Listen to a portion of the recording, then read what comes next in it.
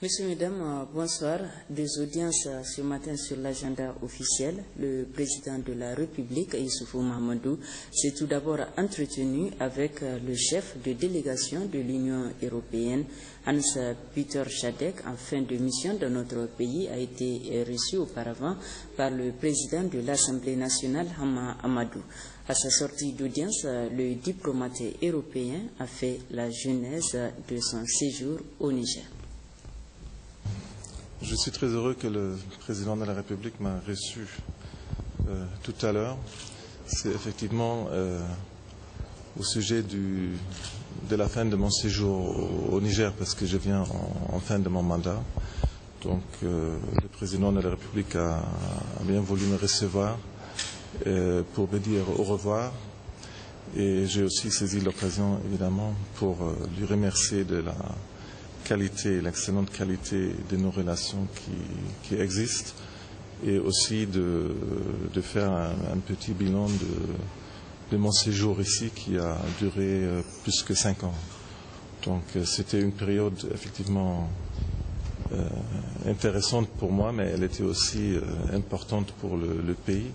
Il y a eu des événements très marquants pendant ces 5 dernières années.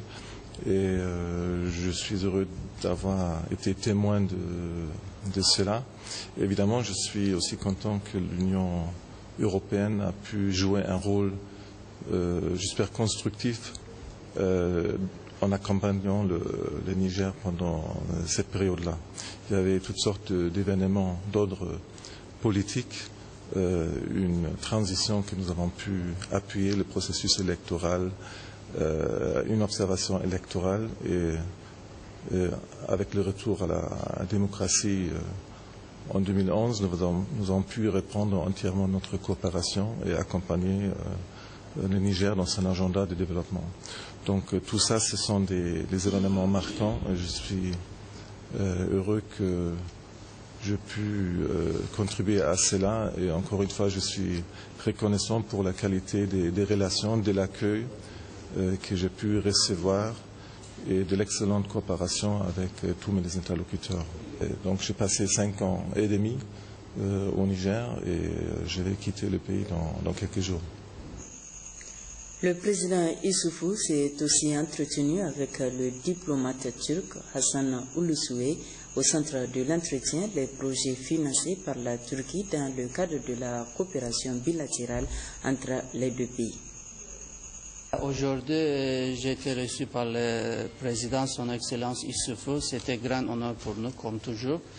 Et pendant la rencontre audience, j'ai eu la chance, opportunité de présenter un rapport de progrès en ce qui concerne les relations bilatérales entre les deux pays frères. On a aussi, moi personnellement, j'ai la chance de profiter des idées et les avis de son Excellence Issoufou en ce qui concerne les relations bilatérales et avec les plusieurs projets, Inch'Allah, en cours, qui sont en cours. Le ministre de la Communication chargé des relations avec les institutions, Sadissou Yahouza, était à l'Assemblée nationale où il a été reçu par le président de l'institution, Hama Amadou.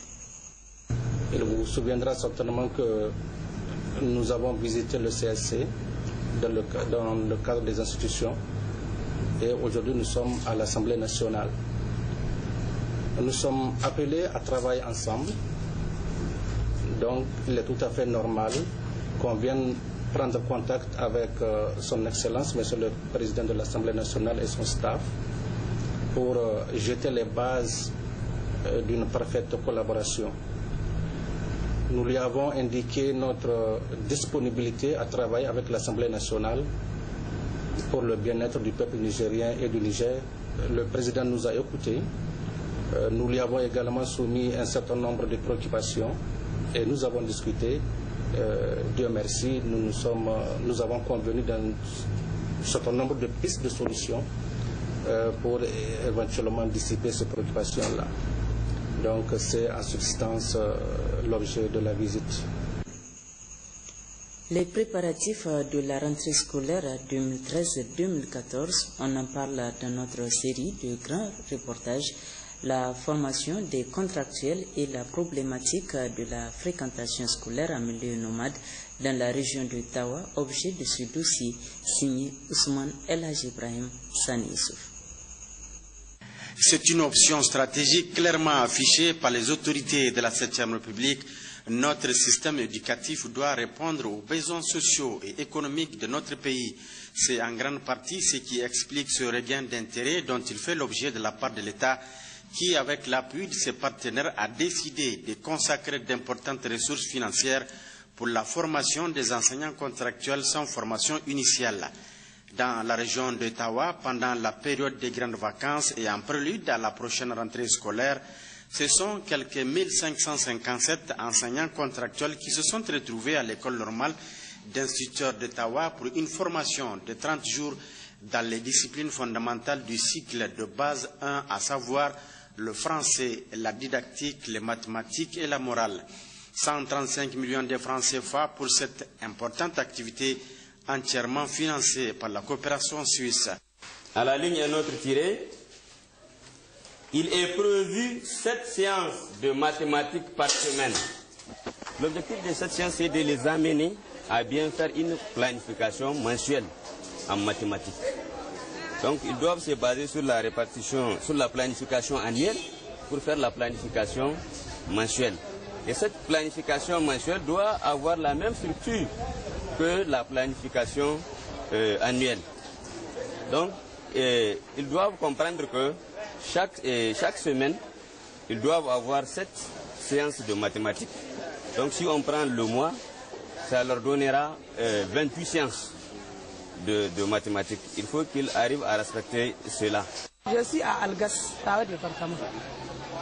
Quant à la formation, je suis très heureuse d'avoir cette formation. Parce qu'avant, je tâtonne à mon cours. Mais maintenant, j'ai appris beaucoup de choses que je n'ai pas vues avant. Parce que je suis venue brute. J'ai appris beaucoup de choses maintenant. Exemple, à la mathématique, avant, j'ai fait beaucoup de confusion. En langage aussi, j'ai fait beaucoup de confusion. Mais heureusement pour moi, je commence à maîtriser les cours. Donc la formation, elle est très importante, vraiment pour nous, parce qu'il y a des lacunes au niveau de la présentation même des leçons. Parce que quand on est bleu sur le terrain, vraiment, obligatoirement, il faut donc remédier à certaines choses, raison pour laquelle donc, cette formation y est. Et nous ne pouvons que remercier vraiment. Les mots même me manquent d'ailleurs pour remercier la manière dont les gens ont procédé. L'école normale de Tawa, comme toutes les écoles normales d'instituteurs des autres régions, joue un rôle primordial dans cette activité de formation continue des enseignants. L'école accueille les stagiaires et assure également leur encadrement. Vous assistez présentement à la formation à cours d'emploi, formation continue, d'enseignants déjà en activité dans les différentes écoles donc, de la région de Tawa. Ces enseignants ont été engagés sans formation initiale, sans avoir reçu une formation initiale dans cette institution-là. Pour leur permettre de prendre en charge convenablement les apprenants, ils sont rappelés à l'école normale pour une formation d'1 mois. Donc, ils sont suivis par des encadreurs de l'école normale et des encadreurs de terrain, inspecteurs et conseillers pédagogiques. La région de Tawa, on le sait, est peuplée par des sédentaires et des nomades. Si pour assurer une scolarité normale des enfants des sédentaires, il suffit pour l'État de construire des infrastructures scolaires et d'assurer les fournitures, chez les populations nomades, par contre, il y a d'autres équations à résoudre. Dans le village de Teyes, dans le département d'Abalak, la préoccupation majeure de ce père de famille qui veut scolariser régulièrement sa fille Mariama, c'est la corvée d'eau. En effet, Mariama, qui fréquente l'école du village, comme toutes les filles nomades de son âge, doit parcourir une longue distance à la recherche de l'eau tout le matin avant d'aller en classe. La fréquentation scolaire régulière ici, on le voit, passe nécessairement par la disponibilité de l'eau dans le village. C'est pourquoi les habitants des populations de Teyes n'ont pas raté l'occasion de notre passage chez eux pour exprimer toutes leurs préoccupations. La fréquentation de cette école qu'ils viennent de bénéficier de l'État risque d'être compromise si les enfants doivent continuer à chercher l'eau d'abord avant de regagner les classes, d'où la nécessité pour ce village de disposer d'une adduction d'eau. Nous sommes contents du gouvernement pour cette école en matériaux définitifs, mais nous voulons également une adduction d'eau potable pour notre village. Les problèmes de l'école vers zone nomade, le premier problème, qu'on a créé l'école, les classes, là où il n'y a pas de point d'eau permanent. Ça, c'est un problème. Une autre équation à résoudre, celle relative aux cantines scolaires. L'unanimité est faite ici sur la nécessité d'augmenter ces cantines dans les zones nomades pour fixer les élèves afin de leur permettre une scolarité normale. C'est des zones, à partir d'une certaine date, vous allez voir que les parents quittent la transhumance derrière leurs animaux et que ça a vraiment des conséquences sur le fonctionnement de nos écoles. Parce que l'élève, le parent n'a pas quelqu'un à qui il va confier son enfant, il est obligé de le prendre et partir avec lui. Certes, nous avons un certain nombre de cantines, mais ça ne suffit pas parce que pour bon nombre d'écoles, vraiment, il y a ce problème-là. À partir d'avril, mai, juin, donc nous constatons un départ massif de nos enfants derrière leurs enfants qui vont, derrière leurs parents qui vont en transhumance. Donc là, c'est l'occasion de lancer un cri de cœur pour que des dispositions soient prises à travers ne serait-ce que de création des cantines pour pouvoir stabiliser ces élèves en l'absence de leurs parents. Dans le secteur de l'éducation, on le voit, les besoins sont énormes, mais leur satisfaction n'est qu'une question de temps, compte tenu de l'importance de l'école dans le programme de renaissance pour le Niger du président de la République, Issoufou Mahamadou. Clôture hier après-midi à Niamey des travaux du Conseil national de l'éducation au titre de l'année scolaire 2012-2013. Après 2 jours d'intenses travaux, les participants ont formulé plusieurs recommandations. Khadija Touzada, Askou, Jibril. Placés sous le haut patronage du Premier ministre chef du gouvernement, Brigitte Raffini, les travaux de la session ordinaire du Conseil national de l'éducation au titre de l'année scolaire 2012-2013 ont pris fin hier après-midi à Niamey.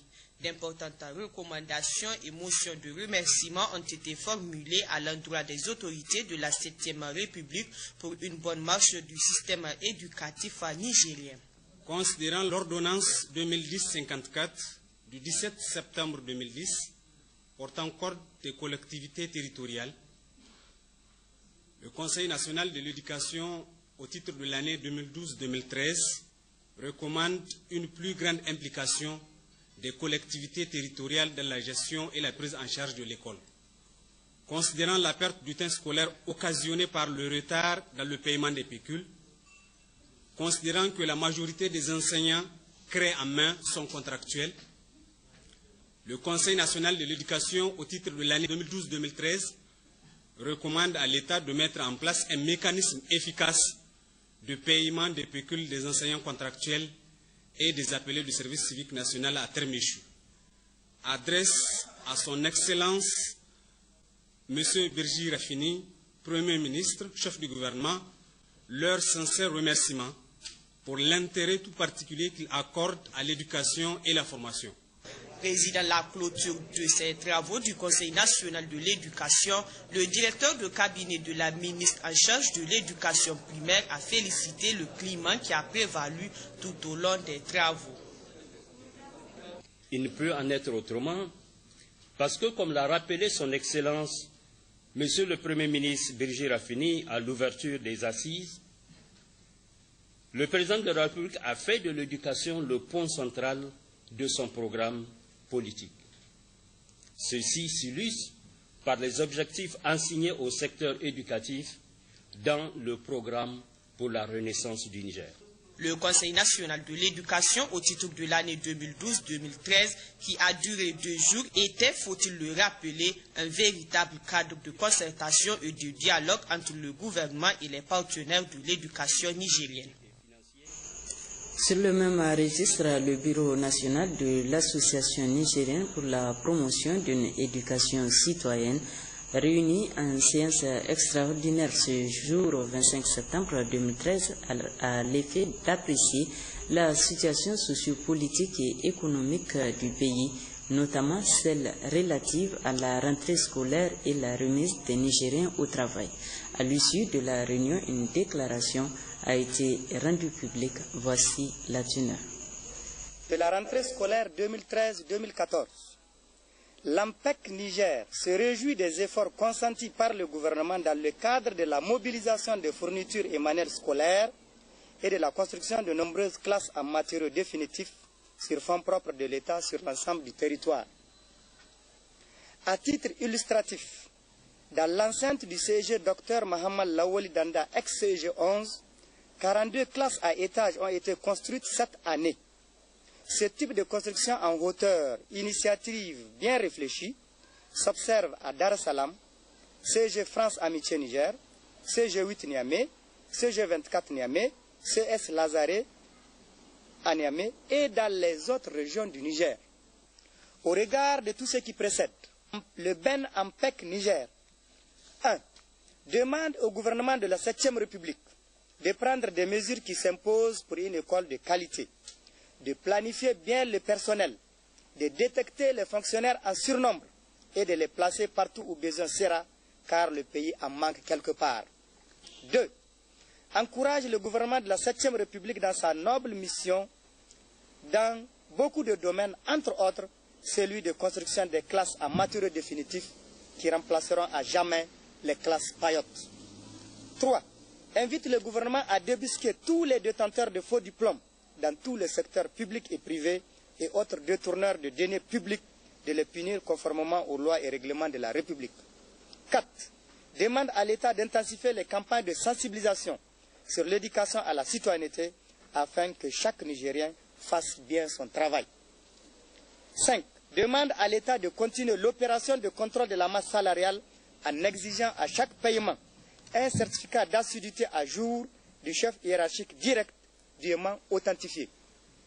6. Encourageons et soutenons nos vaillantes forces de défense et de sécurité pour leur noble mission à l'intérieur comme à l'extérieur du pays. Enfin, le Bureau national de l'association nigérienne pour la promotion d'une éducation citoyenne, AMPEC Niger, implore Allah le Tout-Puissant, le Clément, le Miséricordieux, afin qu'il unisse tous les Nigériens et préserve notre pays contre tout mal.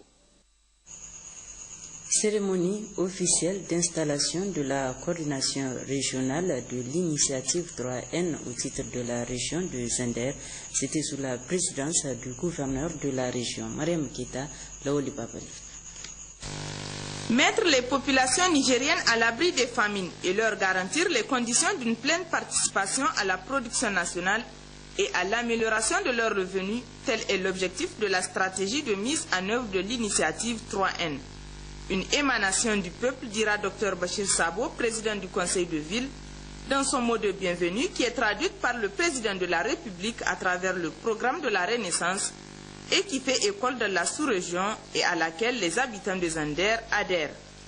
Cette installation de la coordination régionale nationale de l'initiative 3N, a expliqué Bao Ousmane Gao, chef de la mission, n'est pas une initiative fortuite, car à l'image du niveau national, la coordination régionale est le relais du Haut Commissariat à l'initiative 3N, rattaché au gouvernorat intégré au cabinet du gouverneur avec pour mandat d'assurer la coordination des différents acteurs de mise en œuvre de l'initiative 3N, d'animer et de coordonner le système de suivi et d'évaluation au niveau régional, d'animer les cadres de concertation et de dialogue des acteurs de mise en œuvre de l'initiative, faciliter les relations avec les partenaires techniques et financiers et également, a ajouté Bao Ousmane Gao, de participer à la mobilisation des ressources. Des éléments par rapport auxquels le gouverneur de la région, dans son discours d'installation, a formulé le souhait que l'initiative 3N de la région de Zender, plus qu'une référence dans les discours, soit une réalité dans l'atteinte de l'autosuffisance alimentaire, de la nutrition et de la sécurité alimentaire. Moutari Kalla, au terme de son discours, a émis le vœu que la structure qui sera installée permette de mettre en synergie les efforts de tous les secteurs intervenant au niveau de la coordination régionale pour l'atteinte des objectifs assignés à cette structure qui sera présidée par Dr Abdoulaye Alassane Gaya. Cérémonie de mise en place également à Tillabéri de la coordination régionale du Haut Commissariat à l'initiative 3N. C'est le Haut Commissaire à l'initiative 3N qui a présidé la cérémonie en présence du gouverneur de la région, Abdoulaye Soumana Jibono.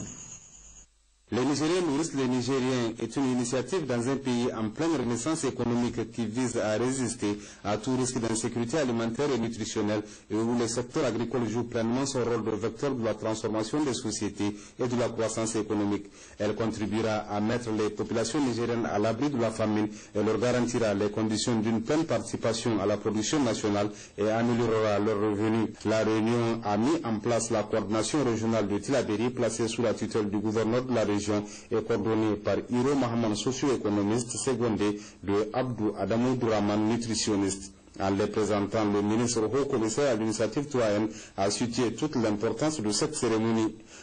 Amadou Alaouri devait ensuite revenir largement sur cette ingénieuse initiative du président de la République, chef de l'État, Issouf Mahamadou. Nous allons, à partir de cette année, passer à la vitesse de croisière. 2014 sera particulièrement pour nous une année très importante, une année au cours de laquelle les actions en cours seront démultipliées. Une année au cours de laquelle on va mettre l'accent sur l'accroissement et la diversification des productions, mettre l'accent sur la transformation et la commercialisation des productions, mettre l'accent sur l'appui aux plus vulnérables et mettre l'accent sur l'amélioration de la nutrition des enfants et des femmes enceintes. Donc, c'est une étape importante que nous abordons et pour cela, il est indispensable que nous puissions améliorer la visibilité des actions que nous conduisons. Intervenant pour sa part, le gouverneur de la région de Tillabéri a félicité le Haut Commissaire à l'initiative 3N qui, en 2 ans, a su insuffler une dynamique nouvelle à plusieurs secteurs de la vie socio-économique de notre pays. Assimi Diabri a rappelé les importantes actions menées sur le terrain et les résultats palpables enregistrés. Il a réitéré son engagement à soutenir toute action de développement de la région avant d'exhorter les différents acteurs à s'impliquer pleinement afin d'atteindre l'objectif poursuivi. Auparavant, le maire de la commune urbaine de Tillabéri a salué les importants efforts déployés par l'État et ses partenaires dans la recherche de l'amélioration des conditions de vie des populations dans sa commune et à travers l'initiative 3N. L'exposé axé sur la description de l'initiative, sa vision, les composantes de la stratégie, le dispositif opérationnel et le mécanisme de financement présenté par le conseiller en communication au Haut Commissariat à l'initiative 3N, Aboubakar Koudize, a suscité un débat riche en informations. Débat au cours duquel les participants ont posé des questions pertinentes et des réponses appropriées leur ont été fournies par le ministre Haut Commissaire à l'initiative 3N et le conseiller en communication à la grande satisfaction de tous. Cérémonie similaire à Tawa avec l'installation officielle du comité technique régional et du coordonnateur régional de l'initiative 3N. C'est le gouverneur de la région qui a présidé la cérémonie. Fatimata Gabudine et Lawalissine. Prenant le premier la parole, le représentant du Haut-Commissaire à l'initiative 3N, M. Saleh Maman, a au nom du Haut-Commissariat empêché remercier les participants à cette importante cérémonie avant de situer l'objectif de la rencontre. Le gouverneur de la région a pour sa part souhaité la chaleureuse bienvenue à tous ceux qui ont effectué le déplacement de Tawa pour prendre part à cette cérémonie.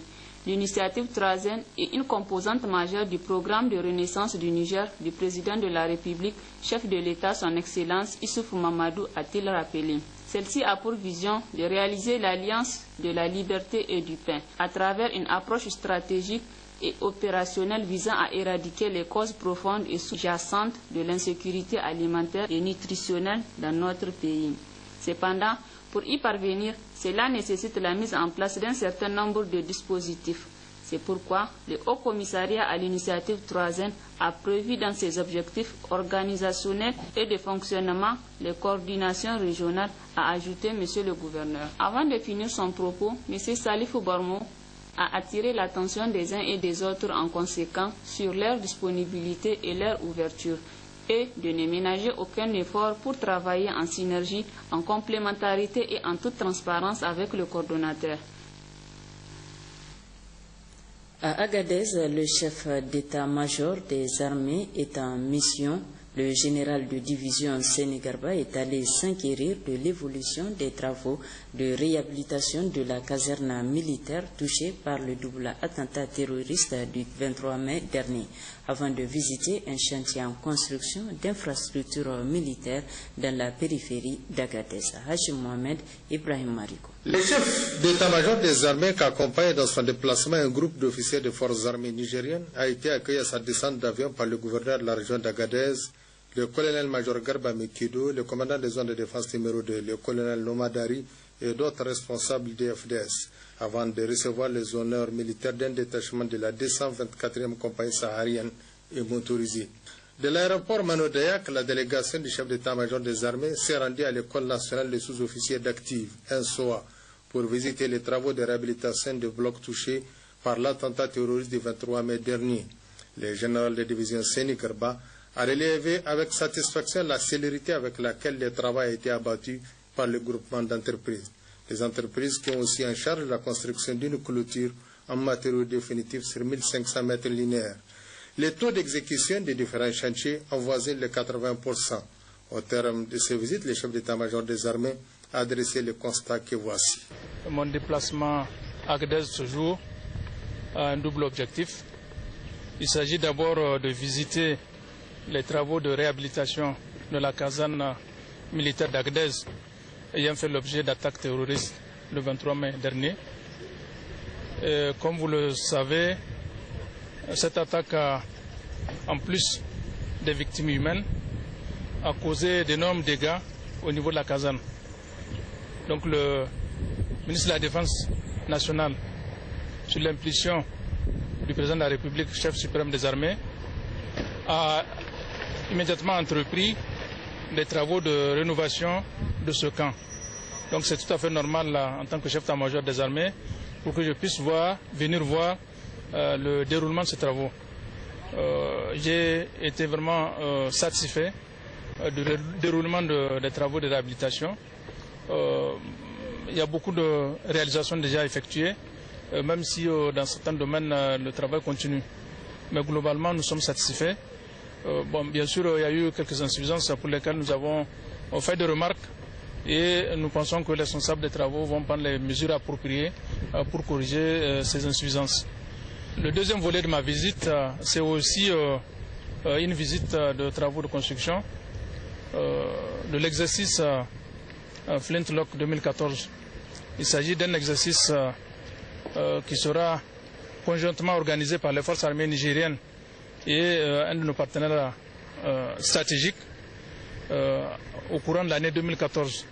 Là aussi, comme vous l'avez constaté, les travaux se poursuivent très bien et nous sommes en tout cas convaincus que les délais contractuels seront respectés.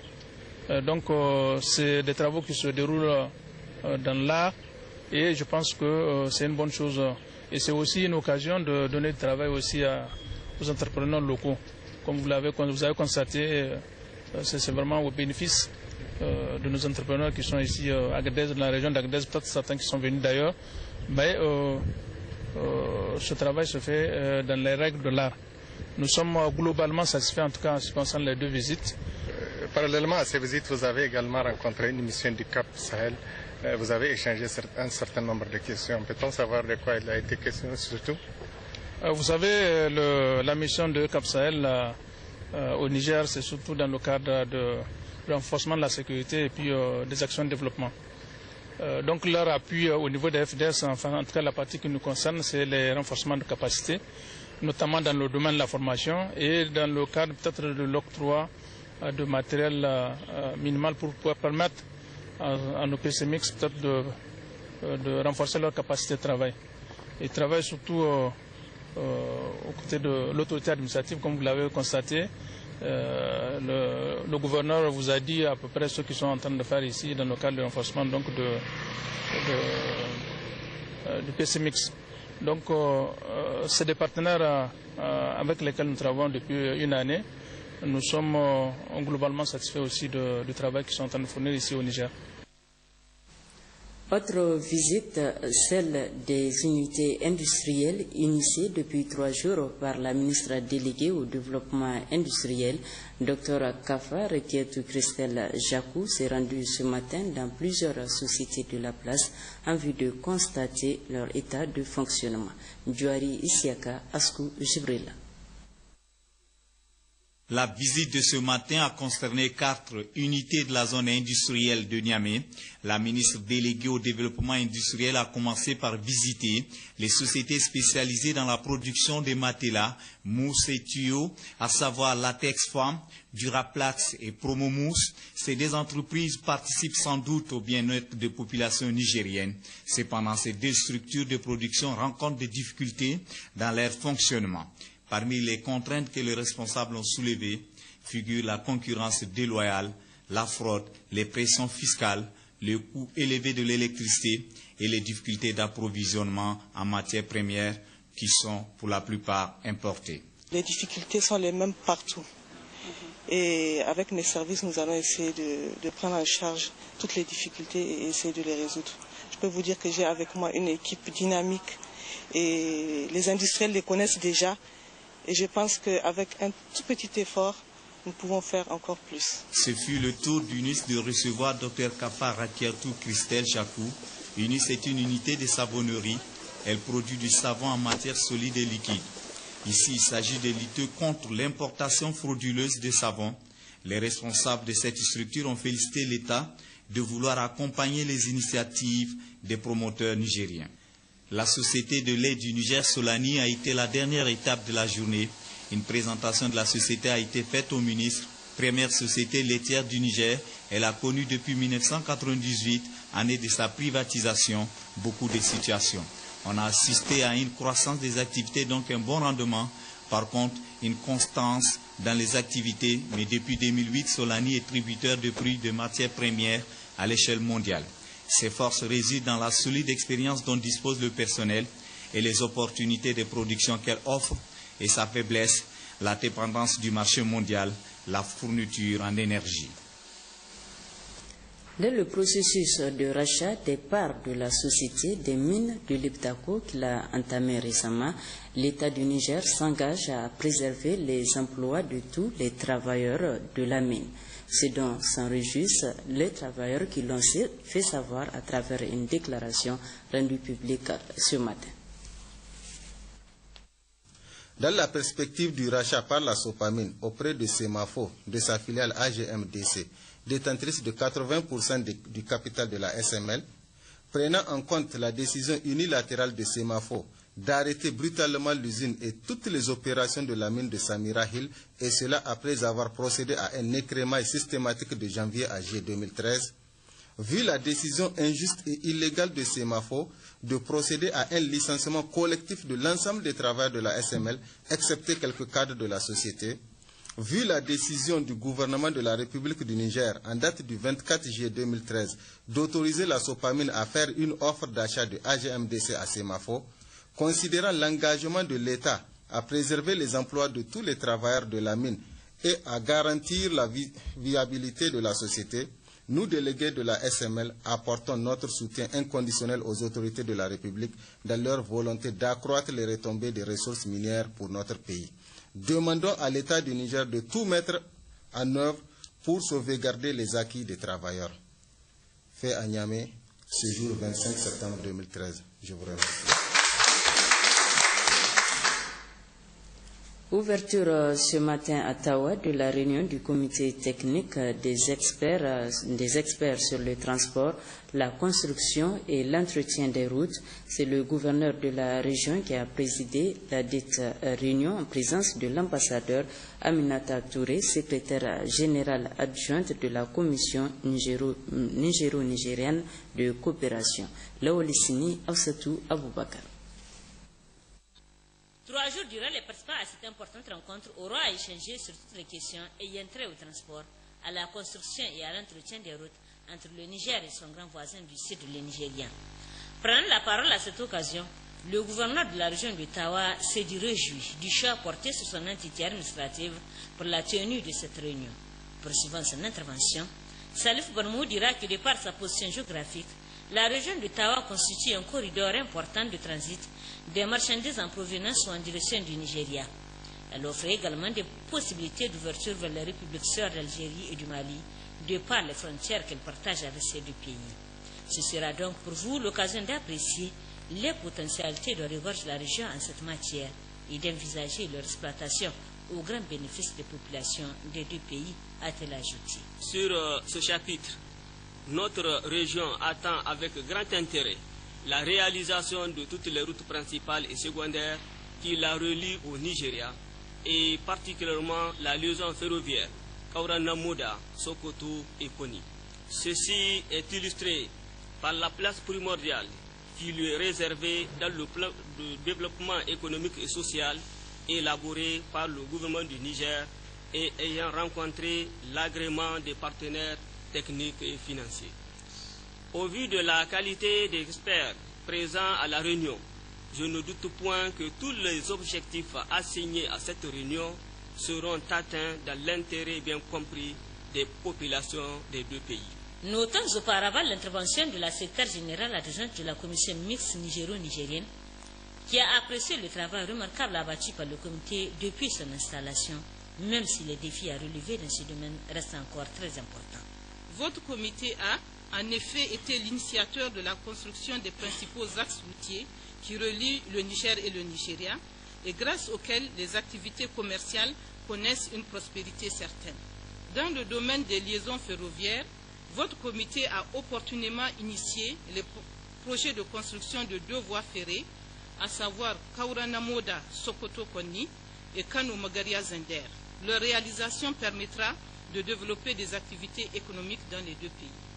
Il vous souviendra que leur Excellence, El-Haji Youssoufou Mohamedou, président de la République du Niger, et Dr Goodluck Ebele Jonathan, JCFR, président de la République fédérale du Nigeria, accordent une attention particulière à toute question relative au transport et à la construction des infrastructures qui s'y rapportent.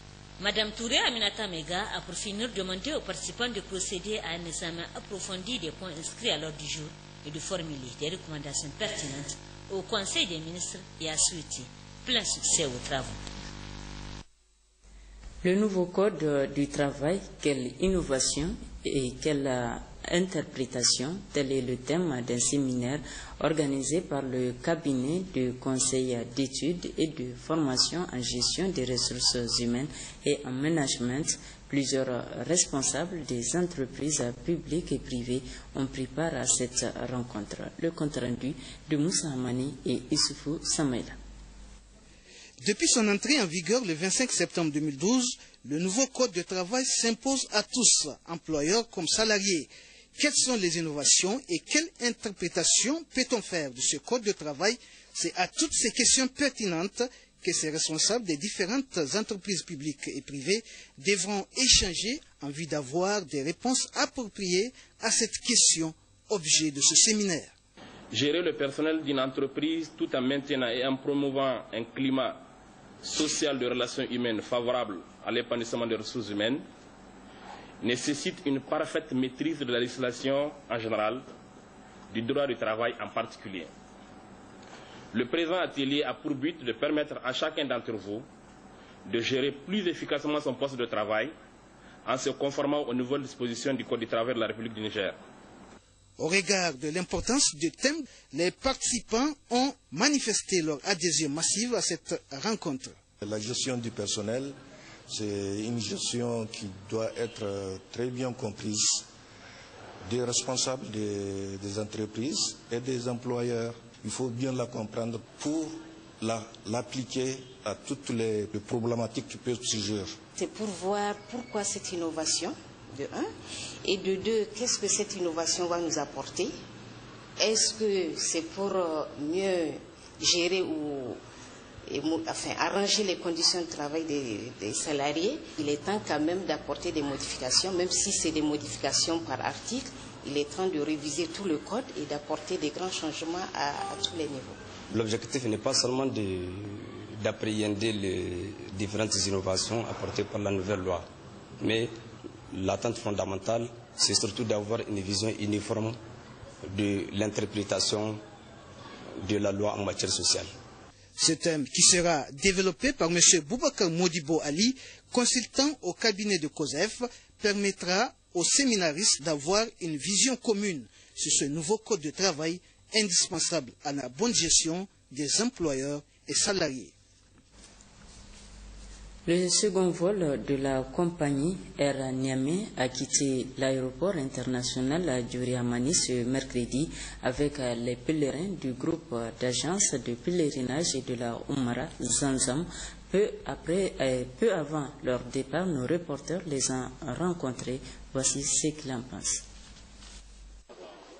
À l'agence de pèlerinage et de la Oumara Zanzam, située dans l'ancêtre de l'association islamique du Niger, le client est roi. Pour preuve, pendant l'attente du vol, les candidats au Hajj bénéficient en plus de la formation gratuite, de meilleures conditions et des conseils des encadreurs.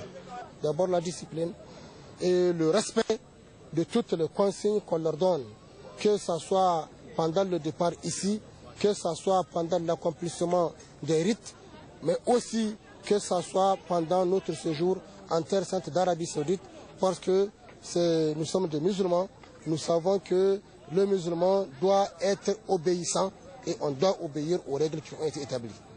Peu avant le départ pour l'aéroport Diori Hamani des premiers futurs pèlerins de Zanzam, le directeur général du groupe, Mohamed Mouktar, n'a pas caché sa satisfaction pour les dispositions idoines prises par le COHO pour un bon Hajj 2013, mais aussi et surtout pour la confiance que les nombreux candidats au Hajj ont placée en sa modeste personne. Il a enfin invité les candidats au Hajj 2014 à venir s'inscrire dès maintenant à Zanzam. Wallahi alhamdulillah yau muna murna sosai mutane sun ka ba mu amana ga shehu za su taya kasa mai albarka muna kira ga alhajai mana ya ta wanda yayi anniya ya zo ya rubuta Zanzam a cikin lokaci ya yi da baya a zo ka gani a ce babu kota mutane su rage su rubuta tun da mun fara 2014 mun fara liste.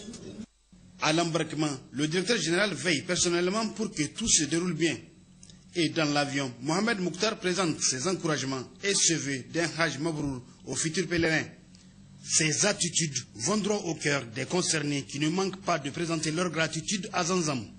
Ajansu Zamzam ta cika mana alƙawari saboda kawas tun daga mu abin ga karatu har muka shiga jirgi suna biye da mu sau da kafa wallahi suna kula da mu wallahi alhamdulillah. Concernant les gens, je suis très content parce que nous sommes sur le point de partir pour accomplir notre devoir Hajj, notre grand devoir, et nous prions le bon Dieu qu'il accepte nos vœux. Ce premier groupe de candidats au Hajj de Zanzam a quitté aux environs de 2 heures du matin pour Médine. Ceux qui restent seront tous acheminés cette nuit même. Handicap et urgence, c'est le thème au centre d'un atelier organisé par l'Organisation internationale de développement CBM en collaboration avec la Croix-Rouge nigérienne. Cet atelier a pour finalité l'amélioration de la prise en compte des besoins des personnes handicapées. Issa Kaissa, Moudachirou Ouma Jamila. Cette formation sur le handicap et l'urgence est destinée au personnel et volontaires de la Croix-Rouge nigérienne. Ils seront outillés 72 heures durant sur les instruments de prise en compte des personnes en situation de handicap pour leur intervention sur le terrain. Le problème de la prise en charge et de l'inclusion des personnes handicapées reste encore entier malgré les multiples efforts entrepris par la communauté internationale pour favoriser leur intégration et minimiser la marginalisation. Il est donc indispensable à toutes les organisations humanitaires que nous sommes de mettre un accent particulier pour que les besoins des personnes handicapées soient davantage intégrés dans les interventions de développement et d'urgence. Selon un constat fait par l'Organisation internationale de développement CBM, les personnes en situation de handicap sont souvent négligées dans les interventions d'urgence. Au Niger, la population totale est estimée en 2013 à 17 millions. Les personnes handicapées peuvent être estimées à 2 550 000 personnes au Niger. C'est donc une couche importante de notre population dont il faut nécessairement s'occuper. Il faut donc les impliquer et les inclure en promouvant des mesures spécifiques comme des mesures d'ordre général. C'est pourquoi CBM a, en plus des interventions directes à travers les projets et programmes mis en œuvre avec les partenaires, œuvre également aux côtés des organisations internationales sœurs des organismes bilatéraux et multilatéraux afin que les programmes et projets qu'ils accompagnent, y compris ceux en rapport avec les situations d'urgence, soient autant que possible inclusifs. Cette formation a des objectifs qui s'inscrivent dans la droite ligne du programme des autorités du Niger. Nous voudrions saluer et encourager cette initiative de la CVM Niger à renforcer les capacités du personnel de la Croix-Rouge, car elle cadre parfaitement avec les principaux instruments internationaux que préconisent les objectifs du millénaire pour le développement, la Convention des Nations Unies relative aux droits des personnes handicapées et la Charte humanitaire. Cet atelier, le 4e du JAR, va sans nul doute permettre aux participants de mieux cerner les différents aspects du handicap et de prendre en charge les besoins de cette couche vulnérable. Autre atelier, cette fois-ci à Dosso, il s'agit d'un atelier de restitution de l'étude sur le code de financement agricole de la région qui a débuté ses travaux hier. Le compte rendu de Hannatou Ali et Harissou Garba. Le projet d'appui au développement du secteur rural, qui est implanté dans 19 communes de la région de Zender et 12 communes de la région de Dosso, vise à asseoir des bases de données pour mieux financer le monde rural. C'est dans cette perspective qu'un atelier de restitution de l'étude sur le code de financement des investissements agricoles de la région de Dosso a débuté ses travaux dans la salle de réunion du gouvernorat de Dosso. C'était sous la présidence du premier vice-président du conseil régional qui, dans son mot introductif, n'a pas manqué de souligner l'importance de cette rencontre. C'est pourquoi il a invité tous les acteurs à participer pleinement au débat afin d'atteindre les objectifs visés et établir un outil applicable au programme d'appui rural.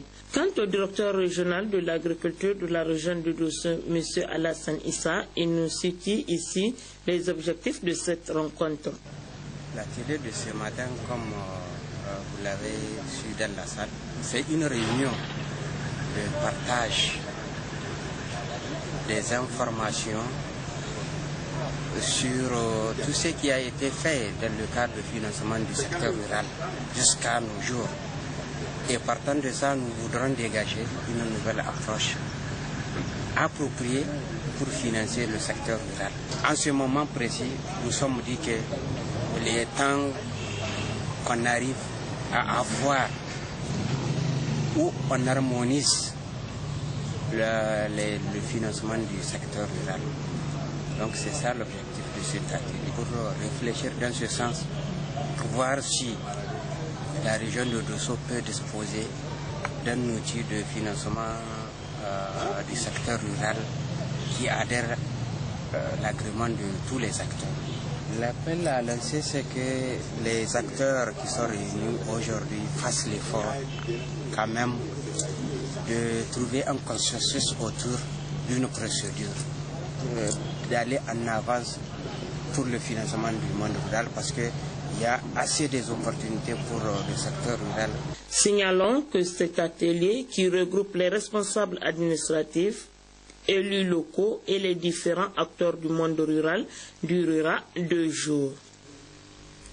Enfin, cette cérémonie inaugurale à Agadez, le gouverneur de la région a inauguré ce week-end un centre sanitaire à El Meki, commune rurale de Dabaga. Le colonel-major Garba Mekido, qui était accompagné d'une forte délégation, a mis à profit son déplacement pour rencontrer les populations de plusieurs localités de la zone sur plusieurs sujets se rapportant à leurs conditions de vie. Précision, Haji Mohamed Ibrahim Mariko. Situé à plus de 110 km du nord de la ville d'Agadez, dans le contrefort du massif de l'Aïr et dans la commune rurale de Dabaga, département de Tirozérine, El Meki est un gros village qui a connu un passé glorieux avec l'extraction artisanale de l'étain par la population. Malheureusement, les habitants de cette localité ont vécu dans leur chair, plus que partout ailleurs, les conséquences de 2 décennies de rébellion, au point où ils avaient à un moment donné déserté leur village. Par la grâce d'Allah et la volonté politique des autorités de la 7e République, El Meki a été repeuplé par ses habitants, même si par ailleurs des cas d'insécurité résiduelle continuent d'être déplorés. Au nombre des stigmates de cette époque d'instabilité, la destruction de l'unique centre de santé de cette localité, Le CICR, conformément au mandat qui lui a été conféré par la communauté internationale, celui de protection des victimes de conflits armés et autres situations de violence, a décidé, après échange et concertation avec les autorités politiques et sanitaires, de reconstruire les CSI d'El-Mekki. El-Mekki faisant partie des zones d'intervention du CICR à Agadez, zones qui ont été sérieusement touchées par les conséquences liées à l'insécurité. Ce qui a d'ailleurs contribué à la dégradation des infrastructures du CSI d'El-Mekki. Les travaux de reconstruction et de réhabilitation ont duré environ 10 mois pour un coût de plus de 88,5 millions. Pendant la cérémonie inaugurale, le chef de sous-délégation CICR Agadez, M. Diallo Alpha Mamadou, très satisfait de cette réalisation, a saisi cette opportunité pour remercier tous ceux qui ont apporté leur soutien à la concrétisation de ce projet, au premier rang desquels le gouverneur de la région, le colonel-major Garba Mekidou, les autorités du département de Chirozérine et communal de Dabaga, avant de s'appesantir sur les activités du CICR dans la région d'Agadez. C'est avec un sentiment plein d'émotion que le gouverneur de la région d'Agadez a pris la parole pour revenir sur les passés douloureux d'El-Mekki et exprimer ensuite sa joie de voir cette population aujourd'hui retrouver son terroir d'attache. Je voudrais ici, au nom du président de la République, au nom du gouvernement, remercier le CICR pour cette action combien noble à l'endroit des populations d'El-Mekki. Cette action rentre parfaitement dans les cadres des actions du programme de renaissance du président de la République, qui va bien sûr aussi dans le cadre des actions, des objectifs à atteindre pour le millénaire d'ici 2015. Je voudrais, au nom des populations de la région, au nom des populations de la commune de Dabaga et du village d'El-Mekki et de ses environs, remercier très sincèrement le CICR pour cette action, combien louable, au profit de ces populations. Dieu merci, grâce à la paix, à la stabilité reconquise, El-Mekki revit. La population est là autour de nous pour le démontrer que cette population d'El-Mekki a beaucoup souffert dans sa chair et dans sa peau. Et c'est le lieu ici de les remercier pour l'acceptation de leur vie hostile et austère, loin de toute civilisation, loin des centres urbains, loin de l'administration. Il faut les féliciter, parce qu'ils ont un courage remarquable pour lesquels nous avons le devoir de les assister, nous avons le devoir de les appuyer, nous avons le devoir de leur apporter les infrastructures sociales de base, la santé, l'éducation et que sais-je encore. Après la coupure du ruban suivie de la visite des différents blocs du CSI équipés, notamment le bloc curatif avec deux latrines, un bloc de la maternité, le hangar pour les accompagnants et le domicile du chef CSI réhabilité, le gouverneur de la région et le président du conseil régional Mohamed Anako ont rencontré sur place en présence de l'honorable sultan d'Ilaïr, Oumar Ibrahim Oumarou, la population, pour échanger sur plusieurs préoccupations de cette communauté qui, en dépit du retour de la paix, continue d'enregistrer des actes de banditisme armé perpétrés par des groupes malfrats qui opèrent souvent même en moto. Le sultan d'Ilaïr a demandé au nom de ces populations à l'État de placer un détachement des forces de défense et de sécurité dans cette localité et à la compagnie de téléphonie mobile Orange de réhabiliter son réseau dégradé. Le gouverneur de la région, très attentif à ces doléances, a pris l'engagement de trouver des solutions à ces problèmes. Cependant, il a demandé à la population d'aider l'État à les aider à travers la dénonciation responsable des bandits armés et leurs complices locaux. Les mêmes propos ont été réitérés peu après par le président du conseil régional, Mohamed Anoko, qui a exhorté le gouvernement et les partenaires au développement de trouver les voies et moyens permettant d'occuper la jeunesse de cette zone conformément aux résolutions du forum d'Arlit. Voilà, messieurs, mesdames, ce journal est à présent terminé. Merci de votre fidélité à Télé Sahel.